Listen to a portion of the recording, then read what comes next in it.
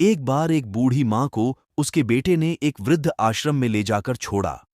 इस माँ का ये वही इकलौता बेटा था जिसके लिए इस माँ ने जीवन भर संघर्ष किया।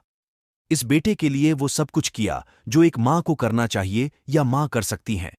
और आज भी अपने बेटे को किसी भी तरह की परेशानी न हो, इसलिए आश्रम में रहने के लिए भी तैयार हो गई। वृद्ध आश्रम में रह रही माँ हमेशा अपने बेटे को याद करती, मगर बेटा केवल साल में एक बार उसको मिलने जाता या फिर फोन पर बात कर लेता। कई साल बीत गए।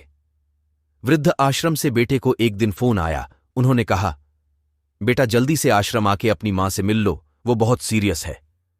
बेटा जब अपनी बीमार माँ के पास पहुंचा तब वह अपनी आखिरी सांसें गिन रही थी। बेटे ने अपनी माँ से उसकी आखिरी इच्छा पूछते हुए कहा, माँ, मैं तुम्हारे लिए क्या कर सकता हूं बताओ। माँ ने कहा, बेटा, इस आश्रम में गर्मी और मच्छर बहुत ज्यादा है, यहां पर कुछ पंखे लगवा देना।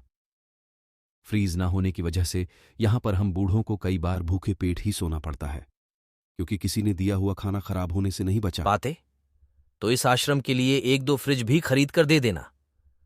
बेटे ने अपनी माँ की सारी बात सुनी और अपनी माँ से पूछा, आपने इतने साल यहां पर निकाल दिए, पर आपने कभी भी यह बातें मुझसे नहीं कहीं, और अब जब आपके पास टाइम नहीं बचा है तब आप यह सब कह रही हैं।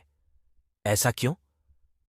माँ ने बेटे को जवाब देते हुए कहा, बेटा, सहन कर ली, लेकिन मुझे पता है जब तेरे बच्चे तुझे यहां पर छोड़कर जाएंगे तब तू यह सब सहन नहीं कर पाएगा, इसीलिए तेरी सुविधा के लिए मैं तुझे यह सब लगाने के लिए कह रही हूं।